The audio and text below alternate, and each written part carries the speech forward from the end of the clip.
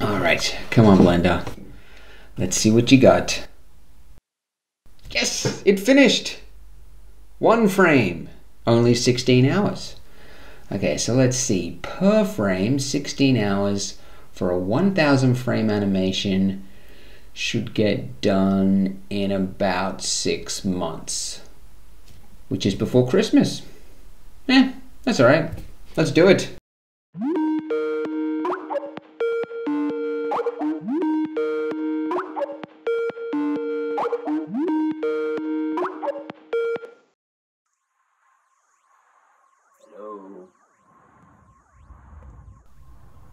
Hello? Hello, can you hear me? It worked! It worked! Hello, it's me. It's you in the future. I'm calling you from 2030. Hi. Really? Because it looks like you haven't aged a day. Well, yeah, I mean, I wear a lot of sunscreen. What can I say? But listen, you need to know, render times are important. Yeah. Okay. Because if you spend too long rendering, then you'll end up like me. Living in a box on the side of the highway. Poor, desolate, a piece of chewing gum on the soul of society. I'm homeless. Right. So, because I rendered for too long, I ended up homeless? Basically, I spent so long rendering that, well, I was never able to develop my skills as an artist because I was rendering so much, and then, so I was never able to get a job. Also meth. Ah, right. There you Copious amounts of meth. go. Sure, yeah. Listen, the sky's going black again, so I haven't got much time, but I need to give you the advice that might just save your life. It's the 18 ways to speed up cycles. Okay, well, just email it to me or something. Can you do that? No, in the future we don't have email. It's all like cerebral uplinks. Funny story, actually. It was the downfall of society. Like the nanoparticle, the base of the brain, and all collapsed. Look, okay, it's breaking up. Okay. Alright, listen, I'll fax it to you. Fax it? Who's got a fax machine? Yeah, I know, the hipsters, they brought it back. It's dumb. Well, fine, but I don't have one. Don't... Alright, listen, I've just sent it. Andrew, with great power comes great responsibility. Rest easy on the wicked, for they have not seen the truth. Also, don't touch meth.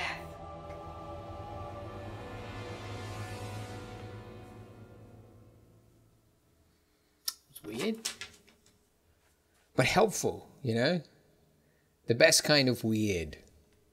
So that's what we'll do in this video. We'll go over the 18 ways to speed up cycles rendering. These aren't like a checklist that you must follow, but they're sort of helpful tips, you know, if you want to shave off seconds, or maybe you're rendering a big feature-length animation, you know, one of the first for Blender, and you want to see how to improve it. This is going to go over all of the ways that I know of how to do it. So let's get to it. Number 1, reduce your light bounces. Light bounces. What are light bounces, Andrew? Well, light bounces are something that happens in the real world and in 3D software. It's when light hits another surface, it bounces off that surface, and it'll hit another surface, it'll bounce off that surface, etc., to infinity in the real world. But in 3D software, that bouncing process is a very processor expensive task. So you pay for that in your render times. So there's a value in Blender which will allow you to set the maximum, the minimum and the maximum amount of light bounces that happen in the scene. And by default, it's set to 12, which I think personally is a little bit too high. So for example, this is a classroom scene, which has 8 light bounces set at maximum, right? Okay, this is how it looks at 8, right?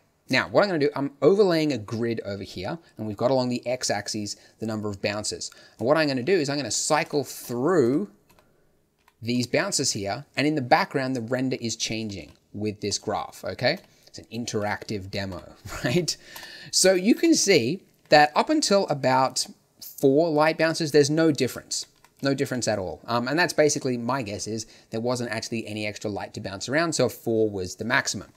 And then after about 4, you can see 3, 2, 1, you can see that the glass becomes opaque, but don't worry about that. I'll show you a fix for that in a second. And then finally 0 down at the bottom there. So 0, there's a big change. You'll notice the biggest difference between no bounces and 1 bounce, okay?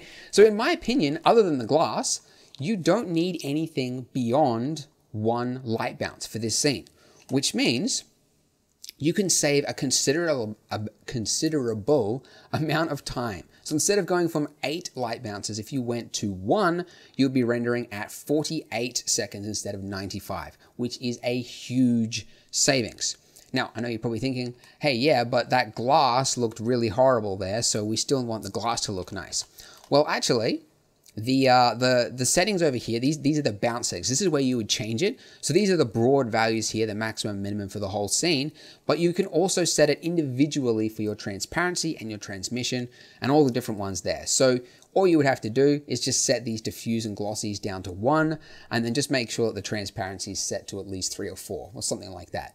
And that would be it. And you would be able to save a huge amount of render time. A lot of people don't know that, but it's a really easy way you can do it. Okay. Number 2, use portals. Portals. Does he mean these portals? No, not those portals. I'm talking about Blender's portals. So when you are making an interior scene in Blender, which is like, you know, a room, and you have a window in which there is light coming in through the window from particularly an HDR, but any environment light basically, you've got a lot of light calculation because it's actually lighting the outside of your room, and then some of that light is going in through the window. Well, that's wasted information, right? There's too much, you know, that's being wasted there.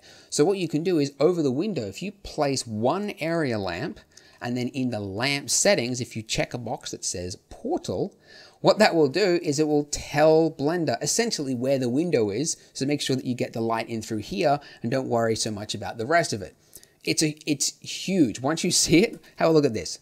So this is with no portals, all right? You can see very grainy. I'm hoping you can see that in the YouTube compression, but it's a very, very grainy image. Now, when we add two portals, because there's 2 windows, look at the difference from super grainy to almost completely clear, okay, which is crazy. Now you can see the render time does actually go up by 30 seconds, which is not much. So that's not really a fair comparison because really, you know, the whole point of a render is to get rid of the noise. So if we were to, without portals at all, try and get it to the to that level, I would have to double or probably even triple the amount of samples. So just for this comparison to make it fair, you can see that you would have to really go double or triple your render times to try and get it without portals. So it's a huge saving. So make sure that if you're making an interior scene, all the architects out there watching this, if you hadn't learned about portals before, hopefully this will save you a lot of time in the future. Use them and yeah, it's really, really handy. So again, that's where to find it. And I've got a tutorial in the description if you want to watch it, but it's super easy to use. All right, number 3, use your GPU. Now, some of you, older Blender users perhaps, would think, come on, everyone knows that. Well, not necessarily. Especially a lot of beginners, they will not know that you can actually, with Blender, you can render with either your CPU or your GPU. So most computers have 2. And generally speaking, and this is where excuse me, let me get a drink. That's where you change it. You change it in the device setting right there. You can set it to GPU. And if you don't see that, by the way, if you only see CPU there, if you go to File, User Preferences, System, in the bottom left-hand corner, you should see underneath Compute Device, something that says CUDA. If you don't see something that says CUDA and your graphics card's underneath it, then you don't have a card that is supported in Blender.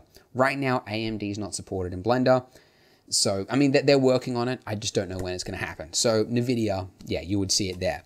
And generally speaking, NVIDIA, you know, GPUs, whatever, they render a lot faster than a CPU. So this is just one example here, but you can see that it's saved a render time of 33%. And that's, you know, that's probably with a really good CPU as well. So that's a considerable savings. But the really, really cool thing about GPUs, and the reason that they were such a game changer for the industry like 5 years ago, is that you can add more graphics cards to your computer, but you can't add more CPUs. Like if you wanted to upgrade your CPU, you first of all won't get that much of a bigger difference over your last CPU. But not only that, like you can't put 2 CPUs in your computer, at least not usually, right? So if you wanted to upgrade your CPU, you would have to upgrade your motherboard, which means you have to upgrade your RAM, which means forget it, I might as well just get a whole new computer.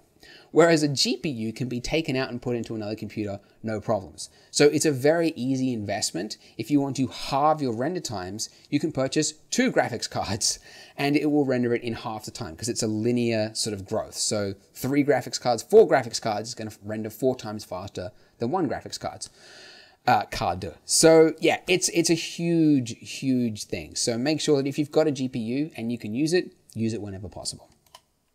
Number 4, change your tile size. So this is another really important one that a lot of people don't realize is so important. Tiles. What are tiles? Well, tiles are, when you hit the render key, those little blocks that appear on the screen that slowly reveal your render. Those are tiles. And the size of your tile is defined in the render settings underneath tiles, X and Y. By default, it's set to 64. Which is not really ideal for most people's whatever they're rendering on, okay? The size of your tile depends on whether you're working on a CPU or GPU, the tile sizes should be different. In fact, the exact opposite. So if you're working and you're rendering on a CPU, the smaller your tile size, the best coming in at about 16 by 16 pixels, the better it will be.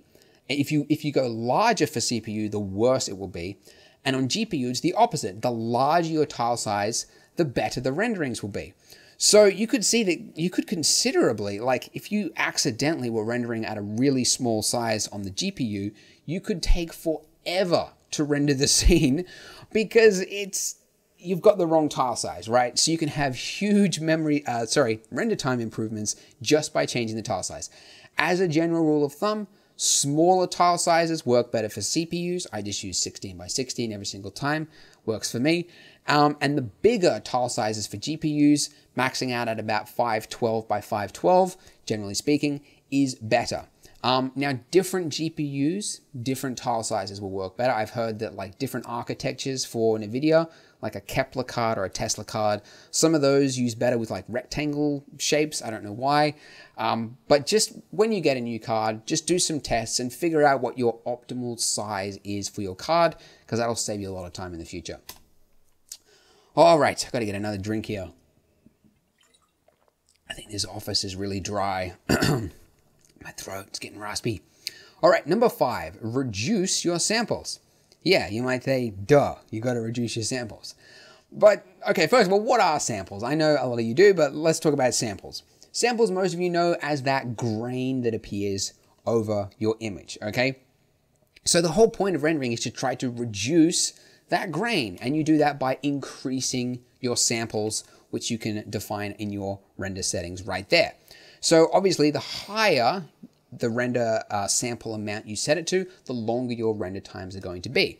But the clearer your final image will look. So basically, you want to try and set it to a higher value for your final render. And yeah, but the problem is that I see a lot of people using incredibly high sample amounts to the point that there's no point in doing it that high. So for example, here is a scene set at 10,000 samples. And here's the same scene again, set at 2,500 samples, 1/4 of the number of samples as before. Now, as I flick back between them, can you see a difference? No, you can't, because it's indistinguishable to your eye. You can't see any difference between them, and yet the 10,000 samples one took most of the day to render, and the 2,500 rendered in less than an hour and a half. So huge time differences there, but very, very little difference between the actual images. So there's a point where the samples, that the point of going any higher is pointless. So you want to try and find out what is the optimal amount. Because while this might sound like an exaggeration, like, yeah, who would go to 10,000? Have a look on Blender artists. You'll see some people that are rendering their scenes. Like, I've seen some with like 50,000 samples, and they said they let it render for 48 hours. I'm thinking, what are you doing? There's no reason to go that high. That's just insane. It's just a waste of power, a waste of your time, more importantly. And it's just, don't go that high, okay? Keep it as low as it needs to be. Speaking of noise and samples, there is a new feature in Blender 2.79 called Denoising, and it is going to be a game changer. Now, I've only just played around with it for a little bit, but I'm going to show you here what it does. Denoising does this. It takes that grainy image and then it applies like a post-processing step, I believe, on top of it, which will make it appear clear and smoothed out. So it's a big deal, and it's going to be a huge deal for the Blender community once everyone sees it. It's like, whoa, this is going to make a lot of difference. You're going to see it from now on, like in the future. Most renders are going to be using a denoiser. Because, for example, here is my bathroom scene, and I'm hoping you can see it in the YouTube thing, but this is a very, very noisy image. Very noisy. I would never use this as a final image. However, when I applied the denoise filter on top of it, it looks like a final render. It's amazing. I don't properly understand how it works because I haven't really researched it that much, but it looks like black magic. It's like sorcery. It's like, so yeah. Okay, now the difference between these two here, you can see that the denoising step applies a small, like it does actually add something to the render. But again, it's not a fair comparison to say that the denoise one took longer, because the whole point is to make a clearer render. So it's saving you, let's say if you had to quadruple the render time, it's saving you considerable amounts of time, especially for animations. Like I can now, looking at this, I can say like, wow, I can finally do an architectural animation now. Because before, like, interiors are just horrible, just noise absolutely everywhere. But with this, it's going to make it possible. So I'm really, really excited about this feature. And I think once the community sees it, they're going to go ballistic. But yeah, try it out. It's really fun. In 2.79, it'll be in there for everyone. I'll probably do a tutorial on it if people want it. But there you go. All right. Number 7. This is one a lot of people don't realize, but you should be using the latest Blender version because there are big differences between older versions of Blender and newer versions. Pretty much every new version of Blender, they try to improve on the render times of the one before it. And they're always doing improvements. So I did this one a couple of years ago, but comparing 2.64 to 2.71, basically like a year of releases there, you can see considerable time savings. And this is for both CPU and GPU. CPU especially, they've been able to really crush the render times in each consecutive later release. So it's just going crazy. So make sure that you are using the latest version. Sounds like a no-brainer, but I still see emails from people where they're like, hey, I'm using 2.66, so I don't have that feature. And I think, why? And they're like, well, that's the one I've got, so I like how it works, so I don't want to install the latest one. It's like, you can do that, and I'm all for making life simple, but you're going to be paying for it in your render time. So make sure you're using the latest version, please. Again, I haven't done it for 2.78, whatever we're on now, but yeah, it's going down. Okay. All right, number 8. This is an interesting one. A lot of people don't realize, but actually different operating systems, and by that I mean, Windows, Mac, Linux, they have different rendering times. Because it is supported on every platform, which is fantastic. In most software, you can't do that. But there are different times between them. So here I've got 2 tests, just testing between Windows and Mint, which is Linux, a Linux distribution. And you can see that for GPU, there's almost no difference. In fact, in most examples, I've found Windows performs better on Windows. Sorry, GPUs perform better on Windows than they do on Linux. However, for CPU, Linux kills it. So Linux is really good at CPUs. Not as great with GPUs because I think they put a lot more effort into the drivers for Windows because there's gamers on it, obviously. But yeah, it's really good with CPUs. So that's just something to keep in mind. I wouldn't just immediately rush out and go and get Linux. Don't feel you have to do that or that you're missing out because you're using Windows. I've known about this for years and I use Windows. And that's just because it makes my life easier because that's where all the software is. I can play games on it as well. And it's just, I'm happy to eat the render time. But you know, hardcore people out there, if you really want to cut down on the render times, this is why a lot of render servers, by the way, if they use Linux, because it's just optimized and just performs so much better. So yeah, you might be wondering, hey Andrew, what about Mac? Where does Mac fit into that? I have no idea. I'm going to throw it to you guys. Do you guys have a Mac that also has Windows and Linux? Because I searched for it online and I didn't see anybody that had one, like a triple boot system. So if you do, it'll be great to test out the render times between them. I'd like to see it. Yeah, post it in the comments if you do. All right, number 9, clamp it. What do I mean by clamp it? Wouldn't you like to know? Clamp it. What's clamping? Other than that meaning. Clamping is, okay, so you know sometimes when you render a scene, you see in the background, you sometimes see these tiny little flecks, little tiny grains of light. Okay, those are called fireflies. And oftentimes, no amount of extra rendering, like increasing your samples, will get rid of those. So you can't get rid of those fireflies. Sometimes they're just there. They're usually caused by small light sources or caustics or a bunch of different things. But you can get rid of them by changing your clamp settings in the render settings there. I will say this should be used as a last resort, and I'll explain at the end why, but it can be done. So say, for example, you have this teapot scene here, and you can see that in the background there, you've got a lot of grainy noise, okay? Well, if you were to clamp it, you can see that it goes away immediately. So this is without clamping, and then this is with, okay? Big change. So that's going to save you a lot of time because you don't have to use as high a sample amount. So that's a huge improvement there. Now, again, that is where you can find it, the clamp direct and indirect.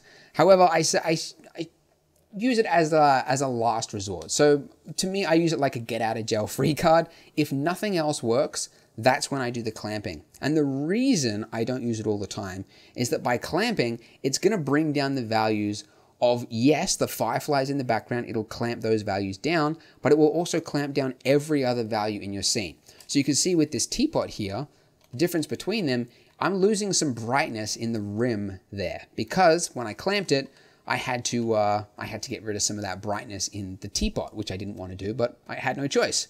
So that is something to keep in mind. Just keep it in mind. Generally, also 0 is turned off, and then the higher the value, the better, because the higher the value, it's going to allow more light values to get through, and then you just turn it down gradually and see when the fireflies disappear. And generally speaking, you only want to use indirect, not direct, but yeah, it's up to you. So like if you have like light shining in on the floor, that's a big part of your scene. If you just clamped it, you're going to lose all that brightness in the floor. So that's why I use it sparingly. Number 10, speaking of fireflies, caustics, the largest cause of them. So caustics, for those who don't know, are like if you've got a glass of water on a table, the light shines through it, you see that weird little like light pattern that appears on the table. That's refractive caustics. You can also have reflective caustics, which is when light bounces off a surface onto another surface, and it creates like an interesting light pattern. So those are two different types of caustics, and they are very processor intensive for a renderer, right? And they often cause more problems than they're worth. So there is 2 little checkboxes in your render settings enabling you to turn them off. And sometimes turning them off can save you a lot of time. So for example, this is an image of a glass of water on a table, or floor, I guess. That's a big glass of water, let's be honest. But you can see there, you've got that nice light shadow on the ground there. But if I was to turn it off, you can see that there's no light shadow. However, the render times were a lot faster. So this is the difference between the two there, 31% faster without the caustics. However, you could argue that the whole point of this scene is to see the light shining through the glass, so you would obviously want to leave it on.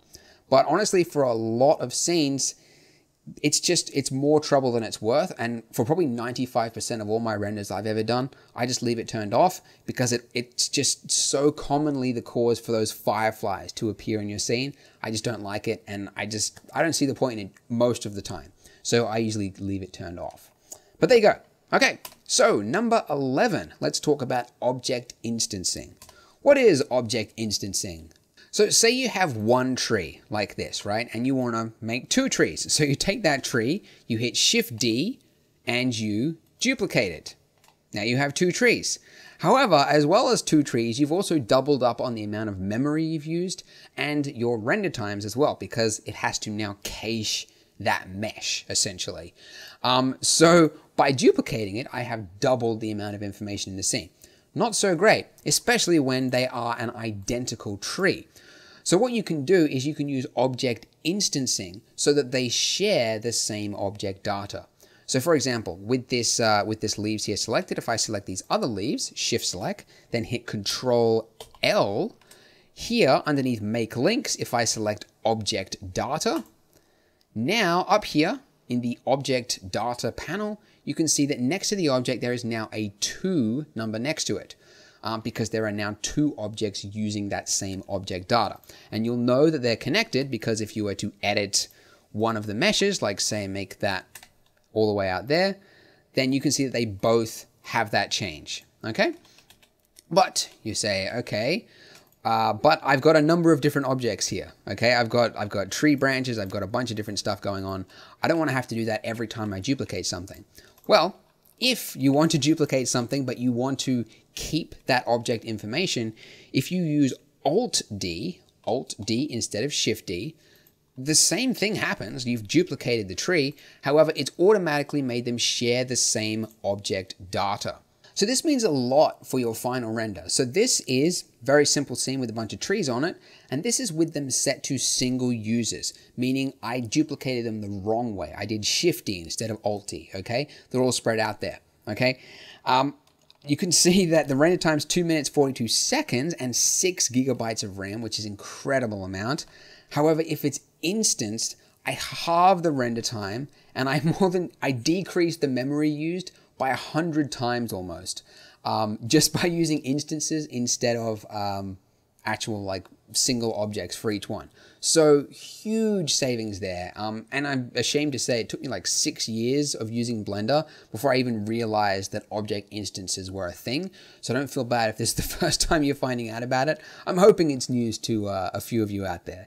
So use that and you'll save a lot of render time and memory, which means that you more likely you can render it on your graphics card. So anyway, there you go. Cool. Now let's talk about adaptive subdivision.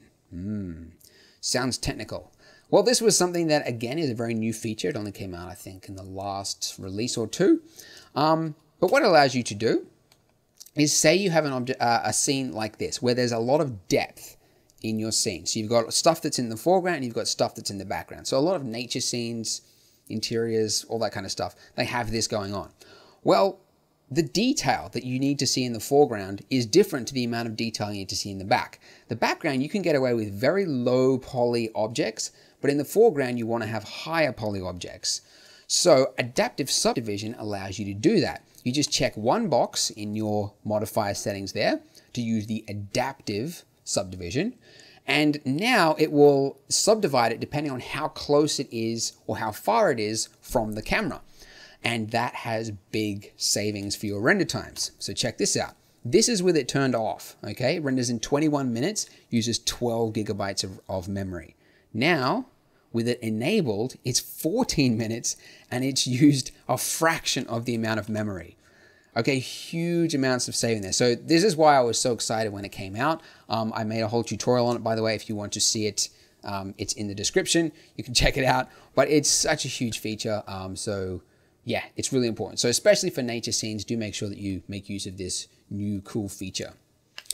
Number 13, remove alpha transparency. So this is, fairly scene specific now we're getting into, but this is a big one. So what is alpha transparency? So this is when, particularly when you're making trees or plants or anything like that, sometimes you want to have a leaf and the leaf maybe has like interesting little bits on the, like frilly bits on the outside there, and you want to make sure that it has that frilly bit in the render. So you can actually use the alpha channel of the leaf so that it has that nice frilly pattern there. As opposed to if you were to just model around it, you know, in a blocky shape, you wouldn't get that pattern there. So it looks nicer with alpha transparency. However, you pay for it in render times significantly. So here is a tree with alpha transparency. It took 29 minutes to render. Without alpha transparency, the blocky method, it's 16 minutes to render. Almost half the render time. And honestly, there is very, very little difference between them in the final render. You can actually see like a bright green outline there, but that's only because I think it was just as an example on this render to show you where it is. But you shouldn't see that if you've modeled this correctly. If you're making a tree, I'm ashamed to say I didn't even realize this, and I was making trees for ages. I thought that using alpha transparency was the way to go because it makes a better looking leaf. And I didn't realize it was adding anything to the render times, but significant amounts. So just crazy. So make sure that if you're making a tree or a plant that you are using the blocky leaf shape, and don't worry about the alpha transparency because you'll pay for it. It's just too expensive, so forget it. All right, number 14. Reduce the strand count. So again, very niche, depends on your scene.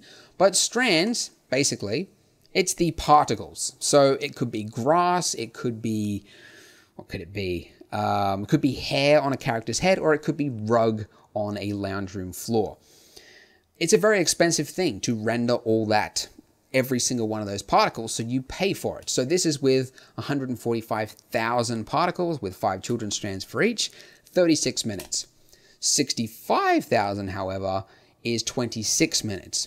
So there's a big difference between that. And, you know, you might think, you know, maybe it's not that bad. I might go with the extra, you know, 145. And that's fine. You can do that. But just know that the more strands you add into it, the longer you're going to be paying for it. A lot of people don't realize it, and they try and use like a full-on million particle ground or something like that, and then wonder why they can't render. So just know it's a very intensive task. Let me get another drink here. Gosh. Number 15, coming to the end. Remove volumetrics. Volumetrics. What are volumetrics? Well, you might already know, but it's like fog. It's when the light shines through something, or it's just fog in a scene, right? So this was a new feature. Well, new-ish. 2 or 3 years ago they added it, but you can now render volumetrics, which is very, very cool. It's also very, very expensive in terms of rendering. So here's a scene with volumetrics, very cool scene, and here's it without volumetrics. Obviously, with looks a lot nicer, and that was actually the whole point of this scene, was to show off the volumetrics. But you can see that it does add significant amounts to the render time. About 40% almost extra. And it looks a lot grainier as well. Maybe my throat is as well. So you have to be aware. Like when you're building a scene, know that if you're just going to add some fog or whatever, if it's a tiny little bit of fog, like, do you really need it? Because you're going to be paying for it with your render time. So use it when necessary. Sometimes for this scene, it makes a lot of sense, but for your scene, just consider it. Okay. So number 16, speaking of things to cut, you can also cut the SSS, which is subsurface scattering. So subsurface scattering is something that you might have seen if you hold your hand up to the light, or if you're talking to somebody and the sunlight's behind them, you see it through their ears, but it's light as it's traversing through an object, it will shine through on the opposite side. That's called subsurface scattering. And there is a special shader for that in your node settings. So yeah, basically if you're making a character, that's really the only time you use it. Another example might be food, like a glass of milk or something. You can sometimes get it there, but mostly just characters. Yikes. Sintel the sequel. Sintel, my precious. You forget how good hair looks until you don't have it anymore, right? I'm sure a lot of men have realized that. With SSS, you can see it renders in 4.5 minutes. But if you use no SSS at all, it's a fraction of the time. So it's a very expensive shader to use.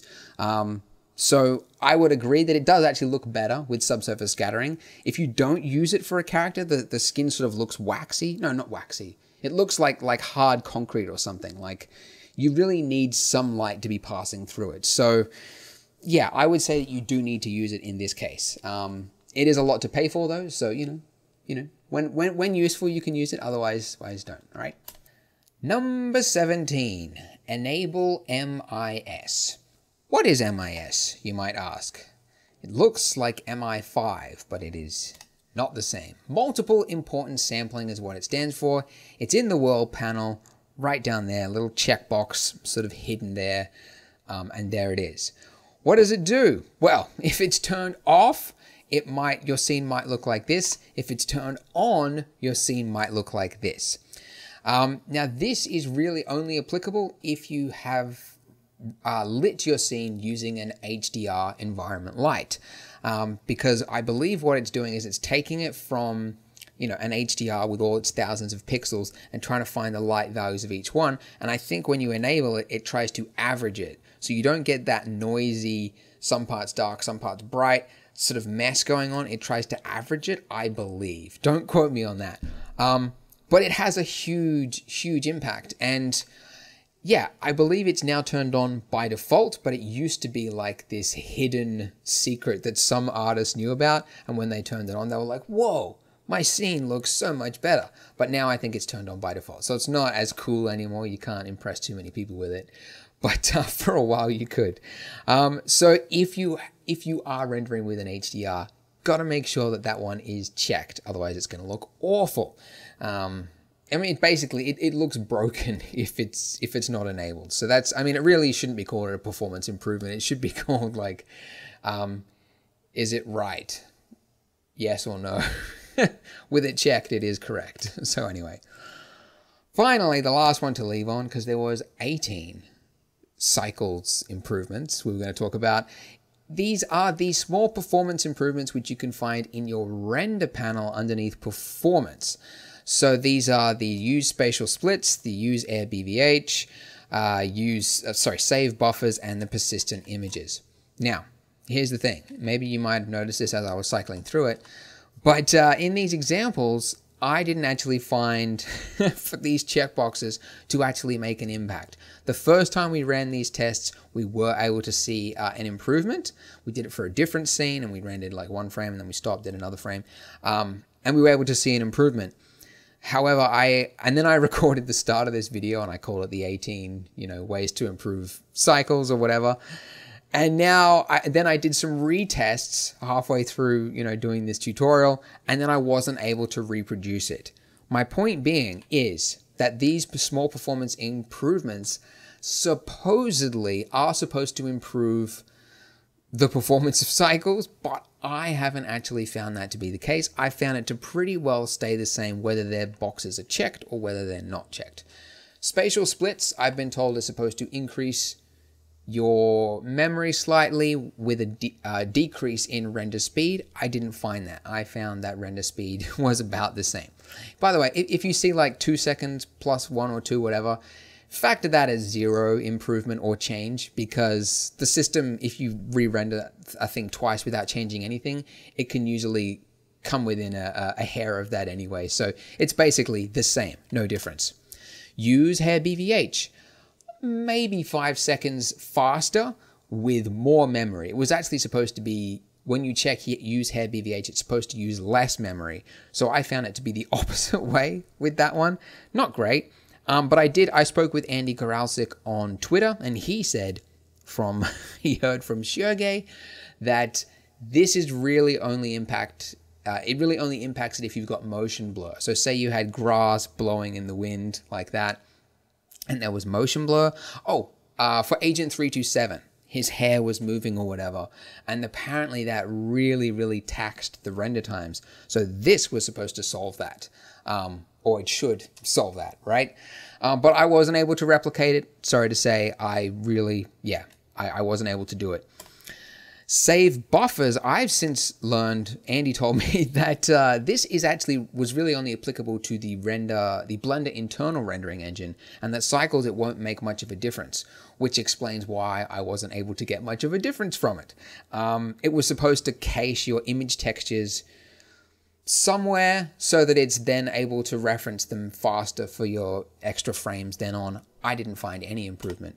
And then we've got persistent images, which I think also might be the same. Like it apply to cycles. I could be wrong on that, but I wasn't able to find any improvements.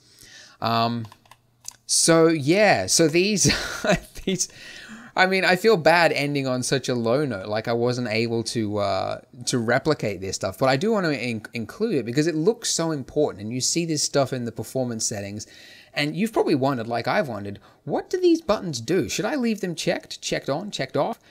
Am I paying for render times because it's turned on or because it's turned off? Honestly, in my opinion, it doesn't make any difference.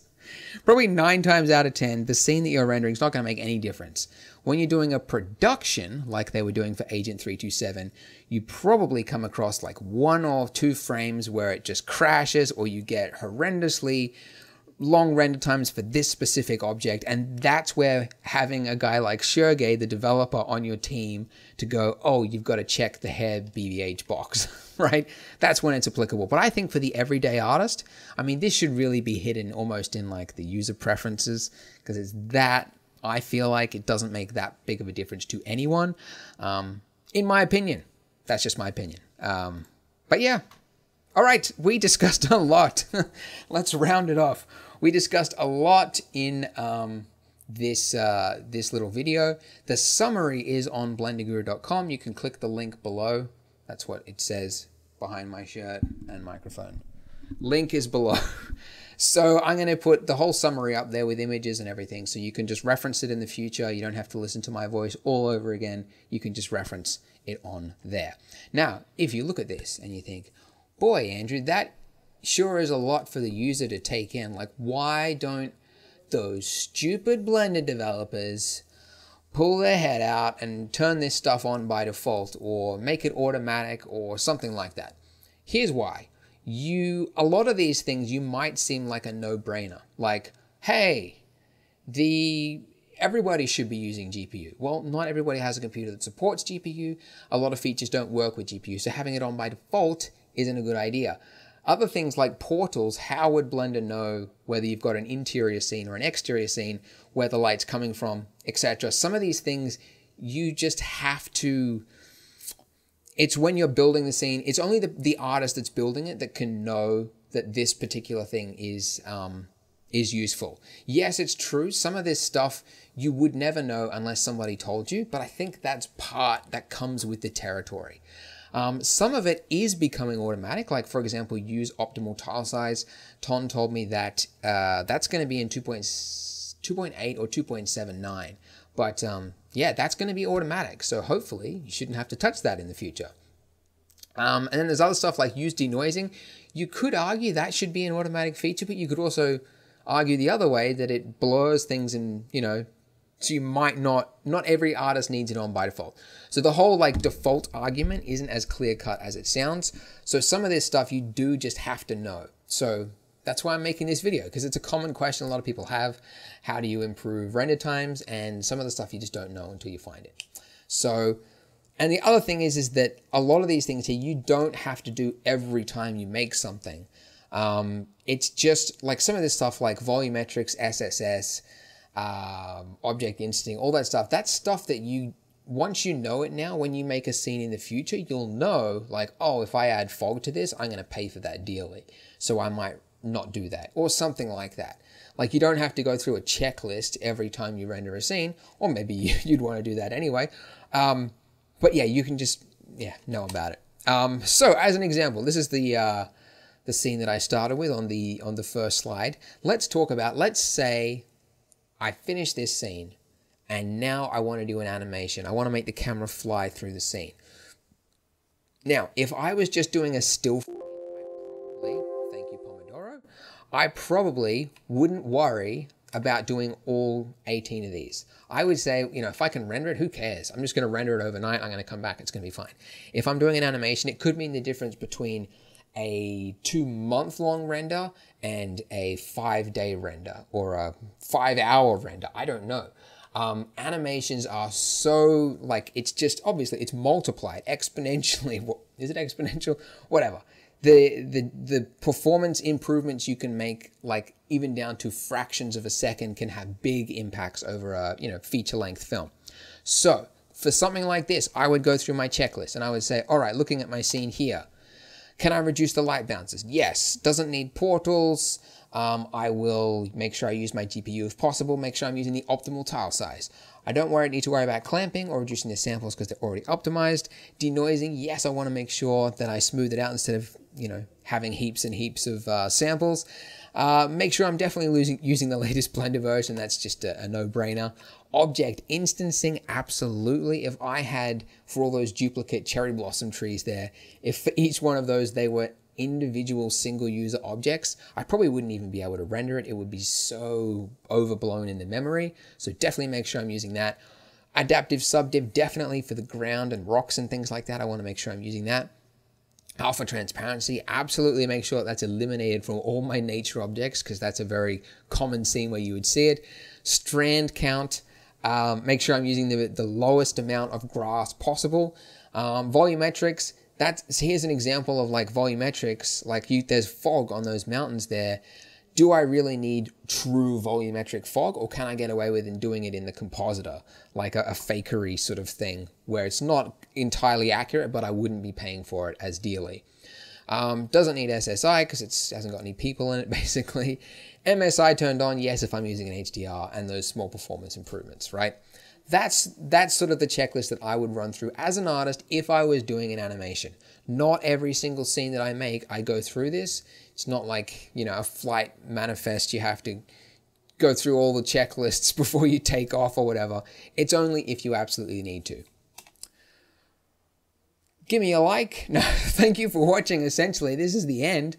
If you found this useful, do give it a like. And I do want to end by saying thank you to these people. Mason Menzies actually did a whole bunch of the tests, basically most of the tests that you just saw. A painful job rendering for 2 hours, coming back, rendering again. But he did that. So thank you to Mason. The Blender Foundation for providing the CC source files. Mike Pan, Christoph Suge, Nick Brunner, and E. Mirage provided some of those render time test benchmark scenes, and then Rob Garlington for the artwork for this tutorial. But that's it. Thank you for watching. Hope it was useful, and yeah, send it to anyone who's got terrible render times. Thank you for watching. See you next time. Bye.